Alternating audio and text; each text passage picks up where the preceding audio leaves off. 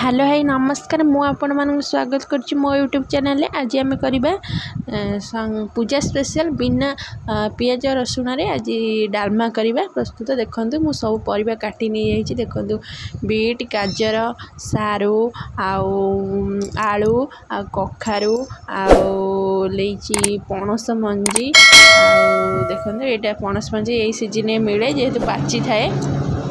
अमृतभंडा आठ पोटल दीटा काटी नहीं आपड़ जिते परिवा जहाँ सब थी सब काटिक नहीं आठ टमाटर दीटा नहीं आपको भल भाव में धोईदबा। देखो मुझे जाई नहीं हरड़ जाई बुट जाई मु हरड़ जाइए पानी आगु 15 मिनट रखी भिजेकी आ बुट जाइए भी आगु 15 मिनट है भिजे रखी जहाँद्वारा शीघ्र टी हो जाए। देखते मीठी प्रेसर पानी बसईदे फुटिला आम जाईटा पकेबा भल भाव में मुझे धोई सारापर। देखो मुझे फुटीगला पानीटा मुझे बुट जाए पकाऊँगी। देखो हरड़ जाइए भी धोईकी देखो मुझे पकई दूची।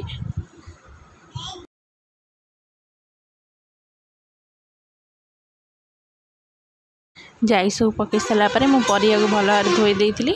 एबे मु सब परिया पकईदेवी खाली कखारुटा को केमती कम पकाऊँ आपण मैंने देखूँ। मुझे सब परिया पकई सारापर मुझे अल्प परिमाण हल्दी ऐड कली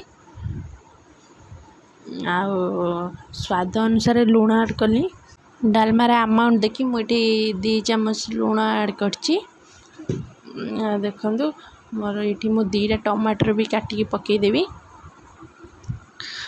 मुझे अदा को चोपा छड़ी भल भाव में भल कि छेचिकी नहीं टी अदा को पकईदेवी टी स्मेलटा भल लगी था डालमार। आ देखो मुझे कखारुटा डायरेक्ट न पकई गोटे गिना साहाଯ୍य बसई दूची जहाँद्वारा बेसी सीझबनी कखारुटा। एमती डायरेक्ट पकईले परिवा सहित कखारुटा सीझी जाए। मु कौन करी गोटे गिनारे पुरेदेली आपड़ भी एमती प्रोसेस रे करंतु। देखो मुझे कखारुटा को गोटे गिना साहाଯ୍य रखीदेली आ 2टा हुइसिल मारे छाड़देवी।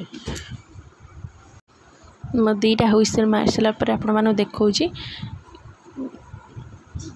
देखु मोर कखारू भी बेसी सीझीनी मोर सब सीझी जाइए। डालमा परिवा कखारू भी देखो जी सीझा दरकार से सीझी जाइए। मुझे सब मिसई देली मिसईदेली कखारूटा ए गोलईदेवा।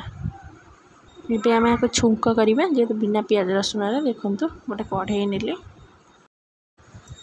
कढ़ईटा टी गरम हो सारापर मुझे देखो ये गुआ घी नहीं देखो गुआ घी को मुझे गोटे चामच ऐड कली। बेसी गरम हवा को देवानी जेहेतु गरम बेसी धुआं हो जाए। तार मुझे गोटे सुखिला लंका को 2 फाड़ कर पकईदेली आम खाली जीरा देबा टिके लंकाटा हो सारापर मुझे खाली जीरा दूचे जीरा को पकईदेबा।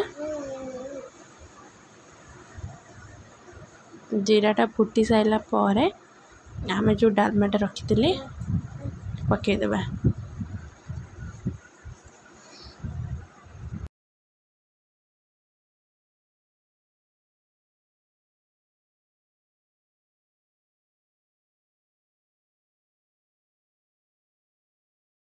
देखो मो जीराटा फुटीगला वो जो प्रेसर डालमाटा रखी थी पकई दूची छुंक कर दूची। देखो एबे 2 सेकेंड गोलईदेबा। आर मेन मसलाटा है लंका जीरा गुंड आगुरी करके रखी थी। देखो मुझे 2टा चामच नहीं लंका जीरा गुंड एबे आधे डालमारे पकईदेबा आ गोलईदेबा। यहाँ बेसी टी बास्ना होता है लंका जीरा गुंडटा।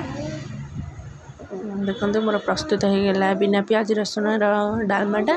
जदि आपण मानक मोर ये डालमा रेसिपीटा भल लगी थाए निहाती घरे ट्राए करेंगे। मो चैनल को सब्सक्राइब निहाती करेंगे लाइक शेयर कमेंट करने को जमा भूलें। रोचे नमस्कार देखा पुणी नुआ रेसिपी रे। जय जगन्नाथ।